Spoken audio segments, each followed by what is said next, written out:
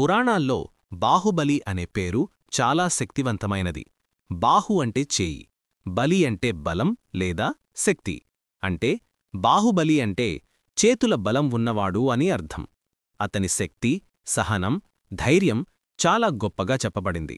జైన పురాణాల్లో బాహుబలి మహాబలుడు, జ్ఞానవంతుడు, శాంతిమూర్తి అని వర్ణించబడతాడు. అతను రాజు ఋషభదేవుడి కుమారుడు. రాజ్యంపై తలెత్తిన వివాదాన్ని పోరాటం లేకుండా పరిష్కరించి తాను త్యాగాన్ని ఎంచుకున్నాడు. యుద్ధం చెయ్యకుండానే తన మనస్సులో విజయం సాధించాడు. ఆధ్యాత్మిక మార్గం ఆయనను అనేక మందికి ఆదర్శంగా చూపింది. పురాణాల్లో బాహుబలి శక్తి కేవలం శరీరశక్తి కాదు, ధర్మం, త్యాగం, మనస్సుమీద నియంత్రణ కూడా అతని నిజమైన బలం. అందుకే బాహుబలి కథలను ప్రజలు ఇష్టపడతారు. అతని పేరు వినగానే మనకు ధైర్యం, ధర్మం, శాంతి వంటి విలువలు గుర్తుకొస్తాయి. ఈ కారణాల వల్లే బాహుబలి అనే పేరు పురాణాల్లో శాశ్వతంగా నిలిచిపోయింది.